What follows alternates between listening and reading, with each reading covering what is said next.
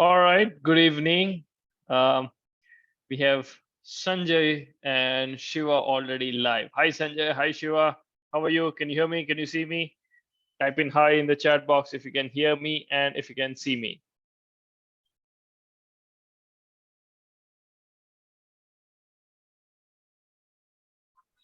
Fine, fine. Good evening. Good evening, Sanjay. Good to see you. All right, we'll just give a minute before we get started. So, before we move forward, let me ask you, what's been your biggest learning so far? This is day 3. We are like right in the middle. 2 more days to go. What's your biggest learning so far? One is this habits, food habits, and this three types of this foods, Hmm. which you Okay. said that. So we have to keep a balance of in our fooding, and then exercise and other things has to have a balance. That is what Okay. So is. balance is something that you have taken from this. Great. Right. Now, so we also have Ashish over here. Before we move forward, let me ask you, in these 2 days, okay, what have you implemented? Have you changed anything about what you're already doing?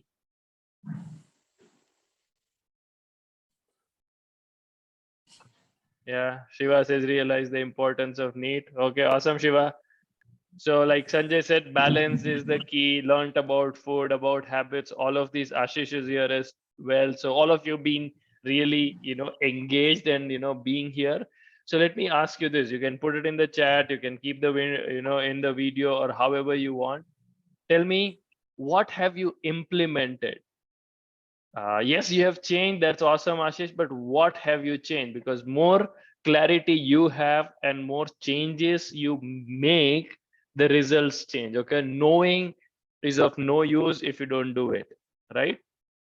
So that's awesome. You have changed something. So let me know what you have changed. Okay. So put it in the chat. And meanwhile, I'll give you a recap. Okay, Shiva, started to fill only 80%. That is awesome. Awesome. I think that's a big, big thing, Shiva. How did that feel when you started that? Because that could be a game changer, and I know it works really well. SK Sanjay says started walk in the morning. Okay, that's awesome. Exercise. I don't know, Ashish, what's wrong with your keyboard? It feels good and more energetic. Shiva, you can monitor your blood glucose levels as well. You would see, again, not acutely, but you will see changes with that as well. So awesome. Now, let's just quickly recap day 1. Okay. Understand this. The role of exercise is to improve health. The role of exercise is not to lose weight. Yes, it can help, but only exercise will not help you lose weight. If losing weight is the key or is the goal that you have, exercise plus nutrition is the key. That's the take away number 1. Take away number 2, when it comes to exercise, what you can do is more important than what is best exercise, because there is no best exercise out there. Number 2. Number 3, you have to keep your exercise in the time, and keep the time that you can sustain, right? Because if you keep a time that you cannot sustain, it will not work for you. You will give up. So 5 minutes is fine, 10 minutes is fine, but be consistent. And you could also make it elastic. The day you have 5 minutes, use 5 minutes. Day you have 10 minutes, use 10 minutes, but don't have 0 minutes. Okay, so that's the key with exercise. And with other part of movement, which is NEAT, which is non-exercise activity, get up from your chair, get up from your bed. Other than the 8 hours that you have to sleep, move around in the 16 hours, do things which make you move physically. So that's the NEAT part. That would help you a lot more with weight and with also functional fitness. You will be fit enough, functional enough to do a lot of things that you regularly do in your day-to-day life. So that's the key to the NEAT, to the exercise. That's day 1. Day 2 is about food. So when it comes to food, here is a thing. A lot of people, and I would say, like, say, most people don't have to change as many things about what they eat. Okay, they have to make few changes. I'm not denying that about the food that you eat, but why you eat, how you eat, how much you eat, and how planning and preparation is done for all of these is more important than what you eat. You can change these four factors and continue to eating what you eat, and your health would still improve, and that's my guarantee. Right? So there are 5 things about eating well, and we'll talk more about habits and everything tomorrow. Eating habits, stress eating, cravings, all of that. That's the day tomorrow. So we're going to get into that, right? But understand, there are 5-star eating thing that I had shared. Also, I shared the meal transformation guide. Have you guys had a look at it? Did anybody have a look at the meal transformation guide? Yeah. Yes. Was it helpful, Shiva? Yeah. Now you know a normal Indian, simple food that we eat. Yeah, it is helpful, but yet to implement. Okay, you just got it yesterday, so I give you an excuse on that. So that should be okay. Yeah. Okay. Awesome. So that is exercise and nutrition. Now here is the thing. What I'm going to teach you today, if you don't do this today, if you don't take care of this, no matter what you do with exercise, no matter what you do with nutrition, nothing is going to work. And I really mean it. Okay. So today, what we're going to talk about stress, recovery, and sleep. So, how many of you are ready with that? Type in ready if you're ready with that. Stress, recovery, and sleep. Yeah. All right, awesome. Thank you so much. So let me ask you this. What do you guys mean by stress? Does anybody have any idea what is stress?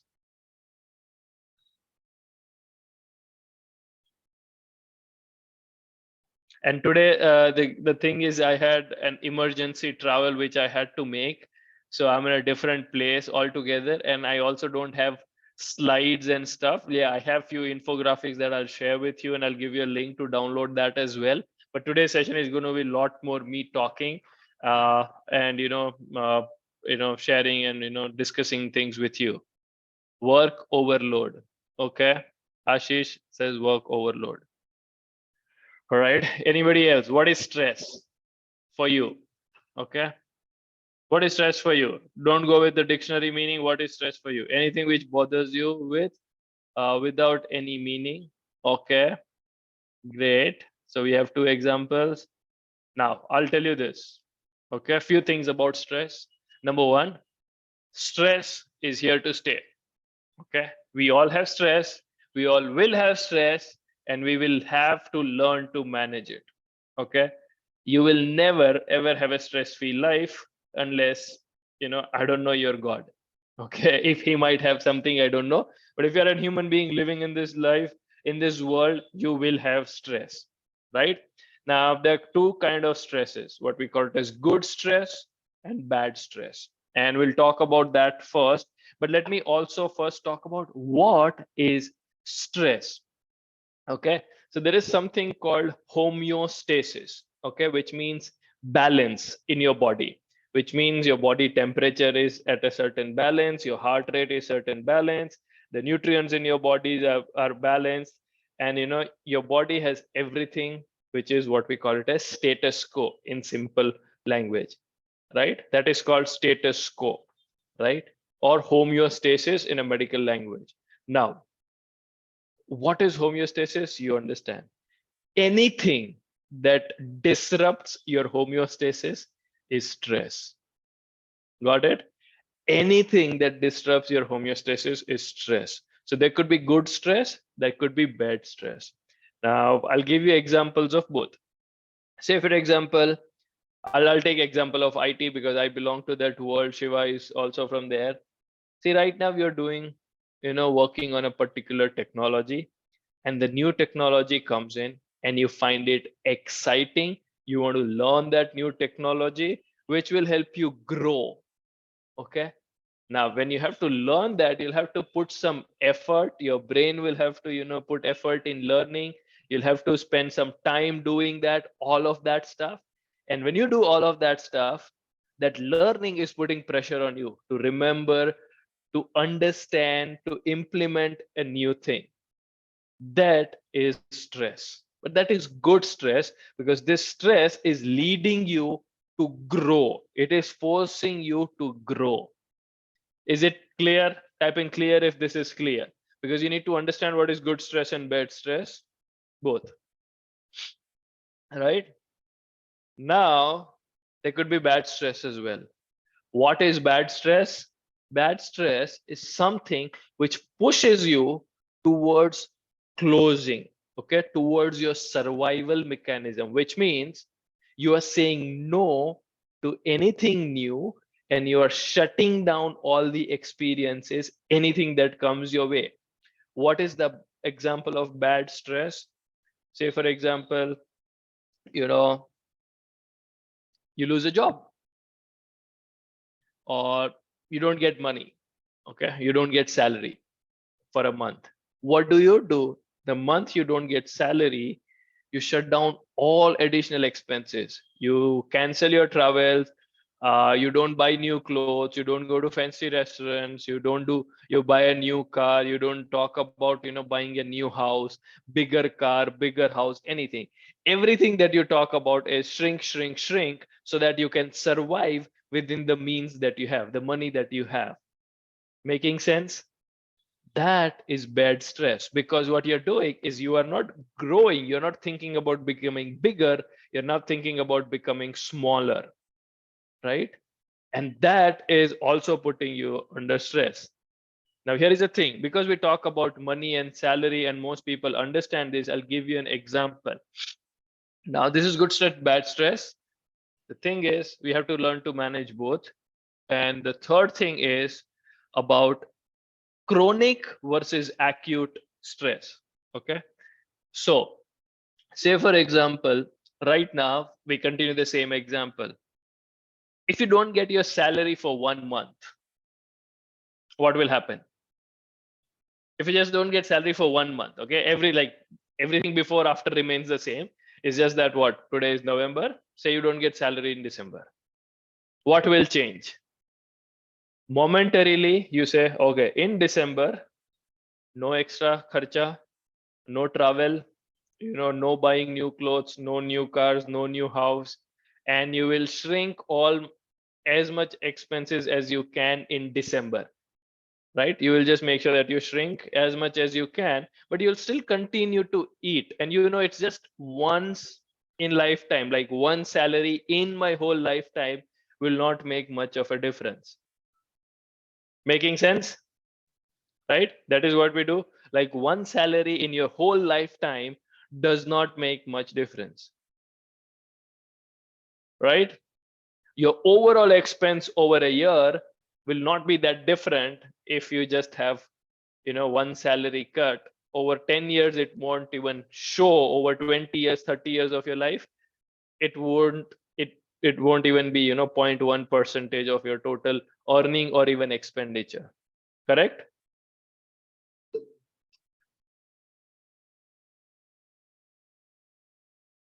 Yeah, if you just don't get one salary. Now, here is the thing.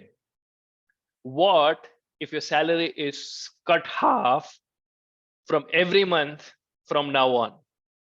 Okay. So whatever, if you're getting 1 lakh rupee, now you get only 50,000 every month from now on till you can imagine. Okay. You got 50,000 last month, you got 50,000 this month, and you don't know till how long it will continue to be like this. How much of impact would it have on the expenses that you make? Right now, you can't live without certain things. Like over a period of time, you'll have to buy new clothes because that's necessity. Over a period of time, you'll have to pay kids schools fees, admission fees, all of that. Over a period of time, you will have to eat. Over a period of time, because you live in a social circle, you probably have to give party to others, you probably have to go to somebody else's place, you will have to travel, all of these things, correct? But your expenses have come, your income has come down, but your expenses over a period of time will not be 50% just because your salaries become 50%. Is that correct? Making sense? Right? Because stress is a very, very important thing. If you understand this, you can manage and maintain a lot of things. Or let me give you another example. Okay, if you're walking, you fall down and you break your leg. Okay, now what do? 1 month plaster, sit, nothing doing. You are on medication, you have plaster, you're taking rest, and for your bones to recover, and after that you are back. That is clear. That's how it works if you break your leg. Yes, type in yes if you got this, because this is very important. If you don't understand this, everything next is going to be different and difficult. So now that is acute stress. You broke your leg, bone was broken, you got a plaster. Now you're fixing it. It may take 1 month, 1.5 months, 2 months, and you're done. That's one time thing. Now imagine somebody hitting you on your leg every single day at the same place at the same intensity for 365 days. Right? It's not breaking your leg, but you're getting hit every single day at the same place at the same intensity. Right? Making sense? That's chronic stress. Now let me tell you the secret. If you have blood pressure, if you have diabetes, if you have high cholesterol, all of these are a result of chronic stress. Okay, it is not a result of poor diet or poor exercise. Diet and exercise can help, but the source, the reason why you have that is because of chronic stress. I'll tell you how it works. Okay, whenever there is stress, your body activates something called survival mechanism. And say, for example, when you break your leg, your bone is broken, there is wound, there is cut, the blood is flowing out from your flesh, all of these things are happening. So what your body does is, one, it says your immune system is on high alert. Okay, there are going to be a lot of pathogens, anything new, anything that I don't know, let's fight, shut them down.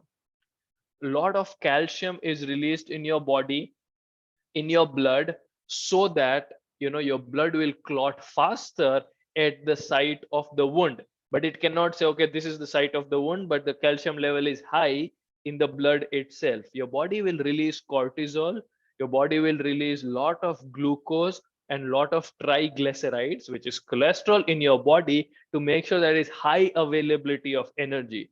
Your body will shut down your digestive system, your body will shut down your reproductive system, and anything that is not necessary to survive at this point in time.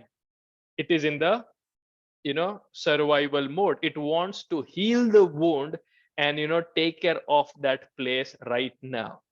Clear? Making sense? This is what happens when you get hurt, when you're under stress. Clear?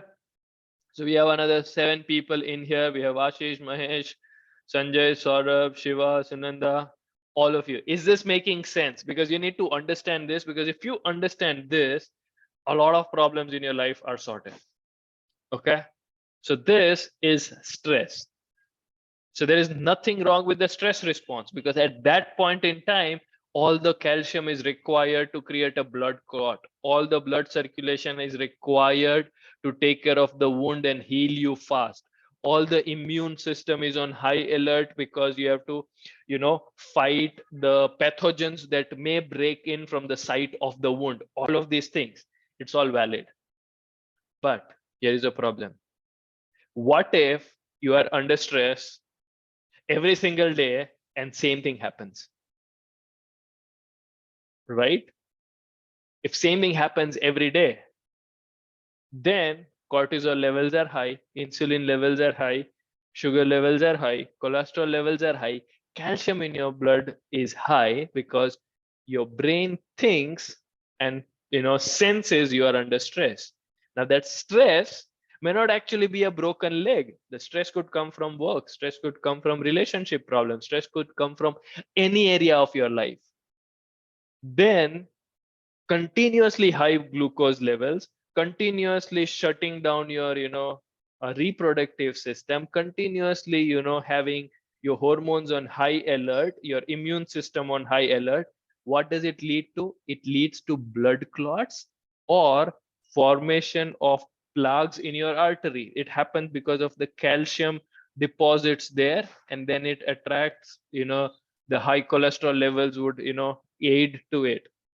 Your blood sugar levels continue to remain high, your cholesterol level continue to remain high, and you may also end up getting into an autoimmune disorder because your body is very high alert on immune, and sometimes it may actually find your own body part as an autoimmune. Okay, so this could happen. Making sense? This is a impact of chronic stress. Type in clear if you are clear with that, because if you don't understand this, stress is this. Okay, and if you can manage this, you can manage everything in life, right? So here is a thing: stress is good thing, can be good thing. It is to help us. Okay, the stress response in our body is to really help us survive. But here is a thing: you have to give your body chance, okay, to recover and relax from that. And how do we do that? How do we rest and recover from stress? I will talk about that. But before that, let me share my screen and show you something about stress right now. Okay. And if you want to know whether you are under stress or not, I'll tell you how to check that as well. Okay. You will be able to check that. Easier said than done in spite of understanding. Absolutely, Sunandaji, I understand. And I agree with you. And that's true. But here is what it is. Stress means, it could be emotional or mental stress, especially people working in the IT sector, in a corporate sector, white collar job, pressure of performance, numbers, all of these things. Your breathing rate increases. Have you ever checked what is your breathing rate? Increase oxygen uptake and CO2 clearance, decrease CO2 in the body, reduce oxygen transfer to muscle cells, which means your energy production inside the muscle is less, which means you feel lethargic, you feel low in energy. Your muscles ATP, which is the site of is the energy in your muscles, is available less, which means you don't have ability to relax and lengthen your muscle, which means you can't sleep well. And tightness and stiffness, especially in the areas affected by stress like neck, lower back, and fatigue. Like, how many of you have neck or a lower back pain? Type in me if you have a neck pain or a lower back pain.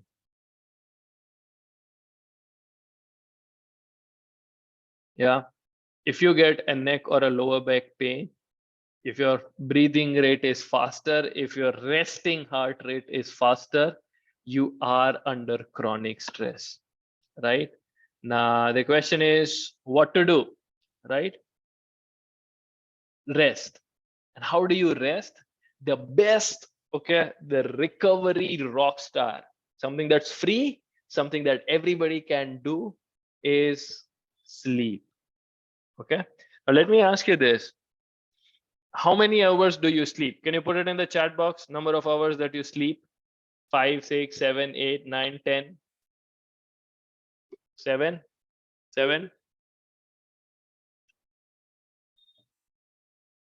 Okay, how is the quality of your sleep? 6 says Eskeja. Sunanda says 8. How is the quality? How do you feel? Do you find it difficult to go to sleep? Type in D if anybody finds it difficult to sleep, fall asleep. Don't know how to measure. Okay. If you find it difficult to sleep, then type in D. Mahesh says difficult. Eskeja says, Sanjay says difficult. Okay. Pretty sound most of the days. Okay, awesome. That's great. Third thing, How many times? Oh, Ashish says 6.5 hours. Okay. Now I'll talk about the quality, quantity, and all of that you should be doing is now, how many times you wake up between those 7-8 hours of sleep that you have? Or does it like, one shot, mostly you are awake only in the morning, right? 2 times. If you're waking up 2 times, nil, once. Okay. Not waking up in between that. Once. Okay. One. Okay. Great. If you wake up between your 7 hours, 8 hours of sleep, that's very simple way to measure. It's not the great quality of the sleep. Second, if you're finding it difficult to fall asleep, that's another measure that you're chronically stressed and you need to work on that. Third, if you're sleeping anything less than 8 hours, okay, I know there are a lot of calculations and a lot of things, anything 8 and if you have a problem with your health, if it's BP, diabetes, cholesterol, any of these, then all you have to do is get your sleep right. Okay, just increase the number of hours. If you feel lethargic when you wake up, which means you're not getting good enough quantity or quality of sleep. Making sense? Right? What are the signs that your sleep habits are not really working for you? If your mind is foggy, if you're finding it difficult to think, to react, to come up with solutions, to answer things that you're supposed to, your sleep is not working for you. You're not feeling happy. Your emotions, you feel cranky, you feel that stress levels are high, your mood is low, uh, then your sleep is not working for you. If you're getting sick a lot of time, if you get common cold, cough, all of these, less sleep can actually screw up your immune system, because that's where the immune system is strengthening itself. They're training themselves to fight next day morning, but you're not giving them enough time. So yes, your workouts are feeling too difficult. If you don't feel like moving, if you don't feel like walking, all of these stuff, then your sleep is not working for you and you're struggling with your weight, right? Then your sleep is not working with you. Are you facing one out of these things right now? One out of the 5 signs that I talked about? Type in yes if you're facing any of these things, right? Yeah. So simple thing, your sleep is not working for you. So how to improve the quality of sleep, right? Let's talk about it. One, wake at the right time. Okay, which means what you can do is make sure that you have a routine, which means I go to bed at 10, wake up at 6. I go to bed at 11, wake up at 7. I go to bed at 12, wake up at 8. Whatever time that works for you, try to keep it consistent. That's number one. Okay. More consistent your body is with that, you respect that, more better quality you will get with sleep. Number one. Clear? Got it? Have consistent routine. Number two, okay, wake up with light, sunlight if possible.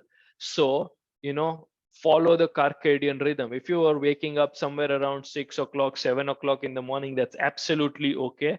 You wake up with light and spend some time during the day outside in real light, okay, in sunlight. If you're somebody who's working in IT, somebody who's either working from home or office which has almost zero natural light, go out in natural light during the day, because more natural light you get during the day, more it will help you produce melatonin at the end of the day, so that you can fall asleep faster. Making sense? Are you guys learning something?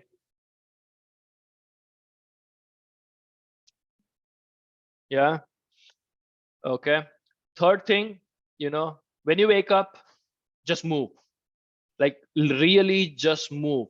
There are two things that I would highly recommend that you do when you wake up. If you have a workout routine, that should be done almost first thing in the morning. Okay. So after you wake up, go and do that workout. Even if it is walk, do that. Even if it's 5 minutes of walk, do that. If it's 5 minutes of walk within your house, do that. If you don't have a workout routine and it's in the evening or whatever for you, then go directly and take a shower, take a bath. Okay, get your body to physically move as soon as you wake up. When you do that, this really helps you, perform better during the day. Make sense? Yeah. Ha. Be careful with alcohol and caffeine. The number one. How many of you drink tea or coffee during the day? Type in me if you drink tea or coffee during the day.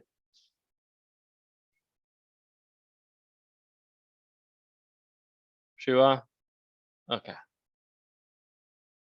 Okay. Only one person drinks tea or coffee. Sunanda, Mahesh, green tea, whatever tea that is. Okay. I'll tell you green tea and all this stuff. Tea. Okay. Here is the thing. If you have tea or coffee, it has something called caffeine. Okay. And the purpose of caffeine is to bypass what we call it as blood-brain barrier. Caffeine is a drug. In simple words, it's a drug which keeps you awake, which tells your brain not to sleep. Okay. Now, on an average, it takes 6 hours for caffeine to be flushed out of your body. It could take longer, it could take slightly shorter, but about 6 hours. Okay. So if you are actually somebody who has tea or coffee, try to have it about 6 to 8 hours before your bedtime, which means if you're sleeping at 10 p.m., if you have tea or coffee at 6 p.m., 7 p.m., 8 p.m., it is going to make it difficult for you to sleep. Second, it may wake you up in between and the quality of sleep will be reduced. So reduce the caffeine. Try to keep 4, 6 hours, 8 hours of gap. If possible, nothing in the second half of the day. Okay, nothing after 2, 3 p.m. Right? So that you try that, it will help you sleep well. Clear?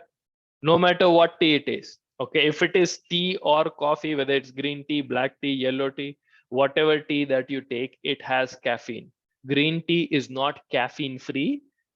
And I'm not talking about benefits of tea and benefits of coffee, but it will interrupt your sleep.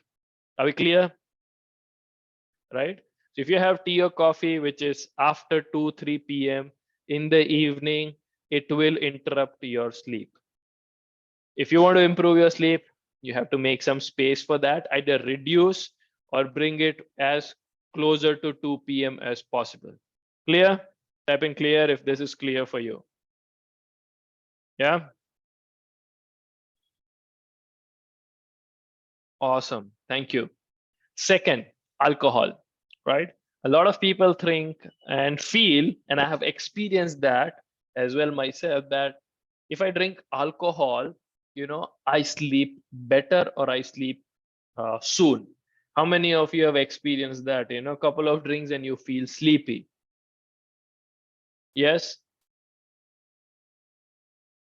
But here is the thing. Okay. My friends feel that way. I used to feel that way too. And I thought it is giving me a good sleep. Okay. Whenever I have that or had that. But here is the thing.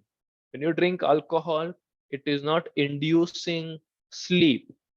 It is a sedation. You're getting sedated, which means your thinking part of the brain is almost shutting down. The logical reasoning part is shutting down, and that's why you feel sleepy. But if you actually measure the overall quality of your sleep, it actually deteriorates because of alcohol. Make sense? Clear? Now, I'm not saying don't have, occasional drinks that you have with your friends. I do it, once in a while. You can have it too, but understand that this is not helping you sleep better. If you feel it is not, right? Okay. What are the other things that can help you improve?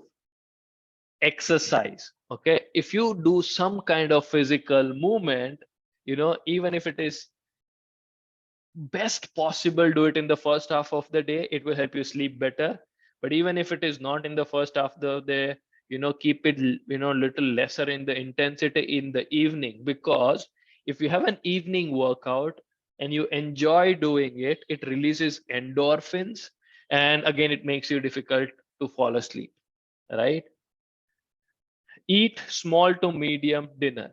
Again, if you're too full, your blood sugar level spikes, your insulin level has to spike, and all of these things will not make you sleep, right? So do that. Limit the amount of fluids that you take. Okay, which means if you drink too much of water just before the bed, then you may have to get up for a bathroom break in between, just because of that, and that could interrupt the quality of sleep that you're getting, right? And this is very, very important. Clear your mind. Okay, now see, if you are somebody who is in a managerial position, in a bigger position, like a lot of my friends have been, I have been, or you're an entrepreneur, business owner, you have a lot of things in your to-do list. Or even if you're somebody who does things, then there is a lot of things on your mind. What you have to do is take a pen and paper, keep it next to your bed, and before you go to bed, write this down. Okay, now this may sound like, okay, what is this? But here is the thing, when you're writing it down, your brain understands that one, I'm not going to forget it. So the pressure of forgetting is gone. Some of it may not be a to-do list, it's just an expression that you have, and you feel like you have already expressed yourself. That takes a mental load off your plate, and then you will be able to clear your mind, and that will help you relax better. Right? Clear? And something very, very, very important, go the F to the bed. Simple. Go to the bed and sleep. Okay, you don't have to wait till the midnight, or you don't have to finish watching TV and all of these things. It's not needed. If there is time for you to go to bed, you go to bed. Go to hell. Let everything else go to hell. Go and sleep. And sleep at least 7 hours.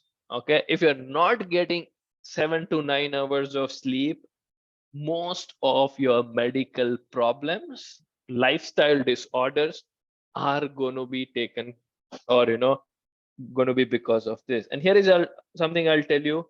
I know a lot of people who do not have amazing exercise routine, who do not have very good eating habits, but they actually sleep enough and sleep well, and they have kept lifestyle disorders at bay. When you start doing this, in fact, let me give you an example. So I was working with one of my clients, Mithil, okay, and I'll probably share the slide and things tomorrow or day after, is where he lost 13 kgs in 7 months. And after some days, he said, "Oh, well, lost weight, all of these things are fine, but my cholesterol levels are high." Okay.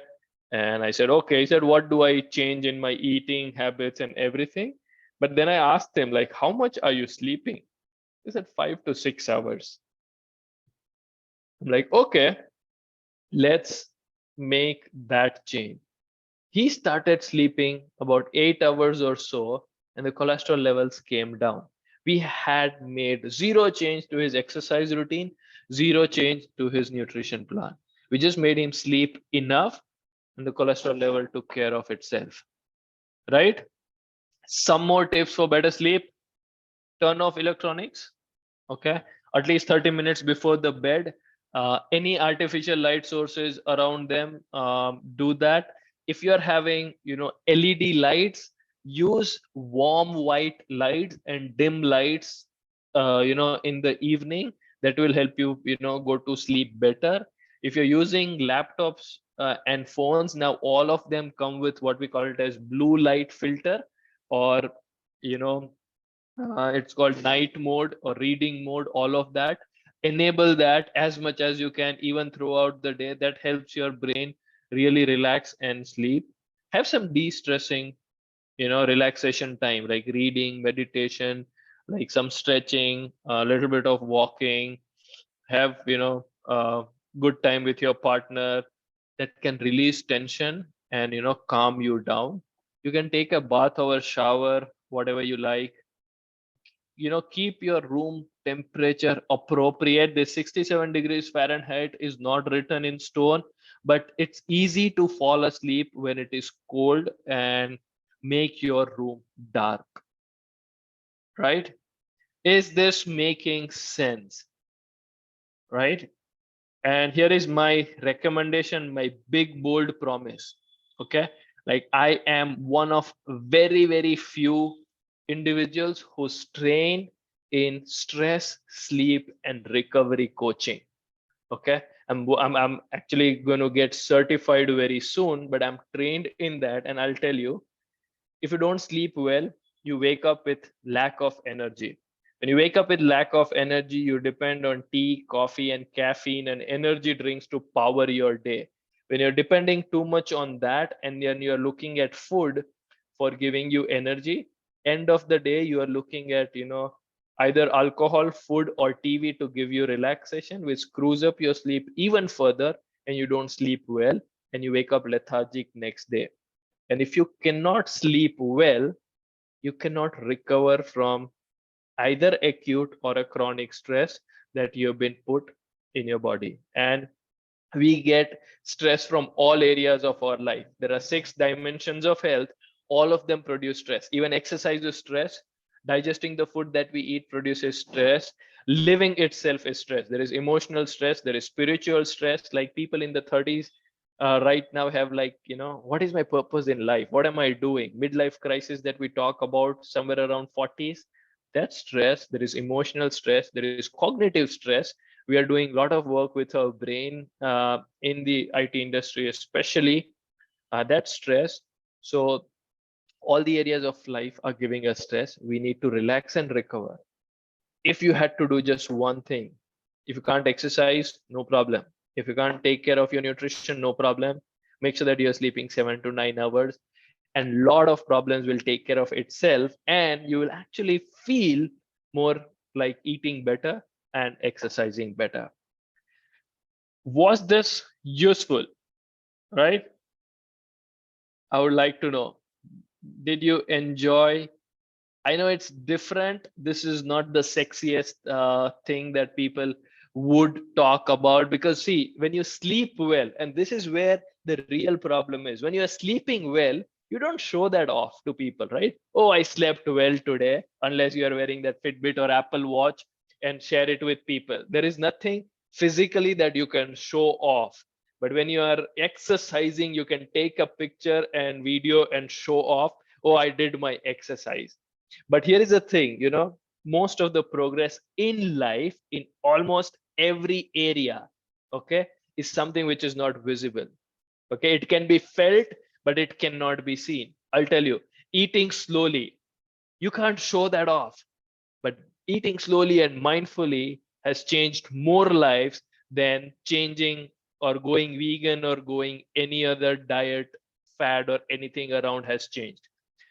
Sleeping better has changed more lives than anything else has changed, but it's not sexy. You can't show off, and people don't do it. It's again, different than what people think health should be, fitness should be. So if I were to rank now 3 things or 3 areas of this, your sleep comes at the top priority. If you have to sacrifice your exercise for getting quality sleep or quantity right, do that. Do that hands down. Okay, because that's more important. And especially if you're somebody who feel like you have to power your exercise with black coffee and energy drinks and pre-workouts, that's crap. You don't need to do that, right? So that sleep is the topmost. The second most important thing that you can take care of is nutrition. And when it comes to nutrition, take care of more of the emotional stuff and internal stuff, like eating slowly, mindfully, till you are satisfied. What is in your control? Okay, then look at making changes to the food. And third, get involved in some kind of movement. Are we clear? Was it useful? So Mahesh says yes, really informative. Sunanda ji says in important reminder. Thank you so much. Shiva says yes. Ashish says useful. Saurabh says useful. Awesome. So let me ask you, what is one action, and I want to say action, okay, that you're going to take back and start implementing from today?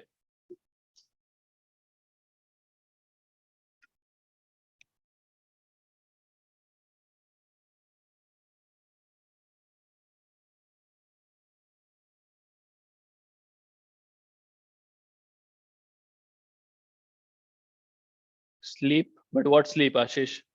What about sleep?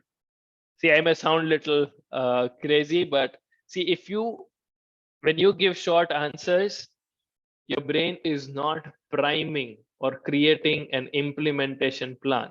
Like everybody knows sleep is important. Everybody knows, eating better is important. Everybody knows, working out is important. But how many people are really able to do that, right? Very, very difficult. Try to sleep on time and get up on same time. Awesome. Improve my sleep schedule. Okay, when you want to sleep on time and get up on time, this is what I would say. Okay, Shiva, this is great. You have given me much clearer answer, but now define the time. Okay, I will sleep at 8 a.m. Sorry, 8 p.m. and wake up at 6. I'm just giving you, random number, but have that. When you have that clarity in your mind, you tell this to people. Now you are more primed and equipped to make and take that action. Improve my sleep schedule. Sunandaji, again, when you say improve, define what is improve, what action. Like if you have to tell somebody to do it, how will they know that what they have to do? Okay, make it more clear. Managing time for better health throughout the day. Okay, awesome, Mahesh, good learning. But again, what is managing time, right? Because time is a very important thing. I can take a lecture on time and productivity, because I think I've kind of ninjaed that. I'm a time management ninja. But understand, what is one action that you're going to take? Okay, I will save 15 minutes today by doing this. Okay, that's managing time better. Or I will eliminate one item which I don't think is important, or I'll scroll for 15 minutes less on Facebook, whatever that is, right? So more clearer you get, it is going to help you. Ashish, quality sleep and number of hours. Again, what is the number of hours that you're going to sleep, Ashish? If you decide that this is the number of hours, what is the timing? 10 to 6 or whatever that is. Sleep full 8 hours. Awesome, Saurabh. Again, define the timing. Okay, so you want to sleep 8 hours, that's fine, but here is what happens. Okay, you don't have a time to go to bed, and you're watching TV, you're talking to friend, you're doing some work, and you suddenly realize it's 12 p.m, right? 12 a.m, sorry. And then you have like, oh, I have to wake up at 6. I wanted to sleep for 8 hours, but I don't have. But you say, okay, I'm going to go to bed at 10, wake up at 6. Now I have these 8 hours. How do I know it is 10 p.m? Stupid question, right? No, it's not stupid.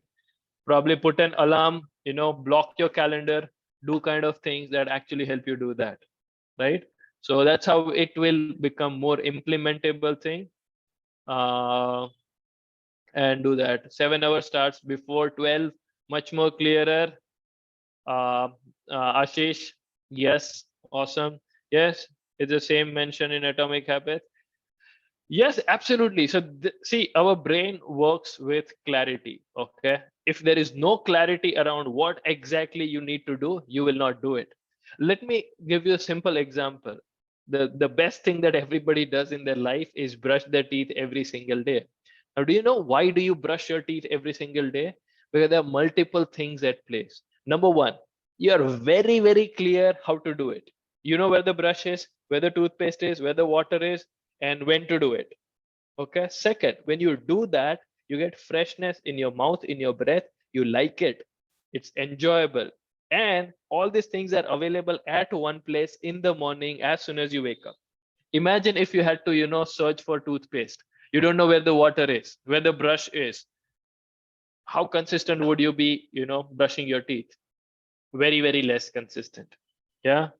Sleep by 9 and up by 6. Awesome, Sunandaji. Great. 7 to 7 for hours before bed 12.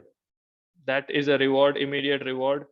That's more. So this is something, I don't agree with a lot of this reward thing. So there are two kind of rewards, Shiva, just because you put this forward. One is a reward of, doing the action, feeling good about the action, and one is the reward of result. Now, here is a thing. If you're somebody who is motivated by results, or you think you're motivated by results and reward, you're cheating yourself and you're fooling yourself, because that's not. Because a lot of people who have tried keto, who have tried paleo, who have tried a lot of these things have lost weight, okay, using those diets, those meal plans, which means they've got the reward of losing weight. Here is the thing. If the reward and result was the motivation, why did you quit that diet, that exercise program, that meal plan, or whatever? Nobody is really motivated by the result, because result is far-fetched. We don't know. Like, we all work hard to earn money to do things, but do we really know? Are we going to get money? Are we going to get this thing, whether it will come or not? Probably yes, probably no, right? But if you start doing what you enjoy, the reward itself, like, I'll give you an example. Why did I quit a successful, high paying IT career? And your testimony to it, we worked in some of the best places and biggest companies in the world. People would, die to work in Microsoft, and we had a job. Like, I had a job, you had a job in Microsoft. We worked there, right, Shiva? So, and I became an IT cloud architect. Now, in today's world, everybody would die to make a career as an IT cloud architect in infrastructure place. But I quit that and started doing health coaching. Why? Is not because health coaching is going to pay me more money than what IT could. Probably it may not. But the process of teaching people what is the right way to do it, because let me tell you the fact, the way health and fitness is done right now, it does not work for busy professionals. Okay, everything that has been talked about, it's only about athletes and celebrities, or it's about clinical nutrition. It does not apply in real life for people like you and me. And for me, it is important to share that and teach that to people.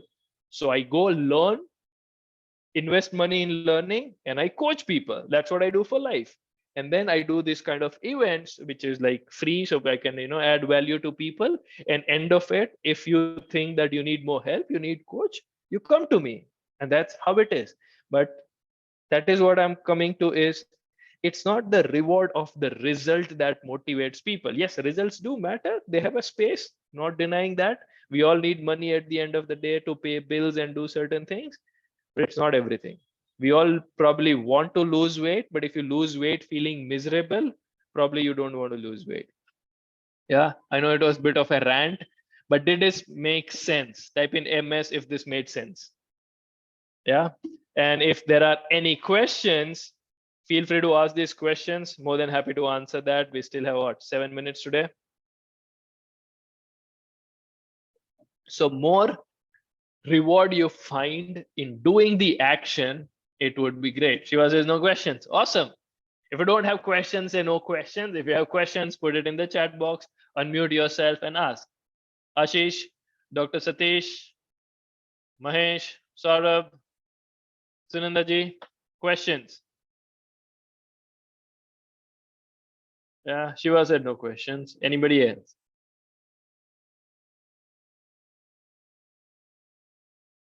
None for now. No question. No questions. Okay, awesome. So hope this session was useful. Was it useful? Type in useful in the chat below if this was useful to you.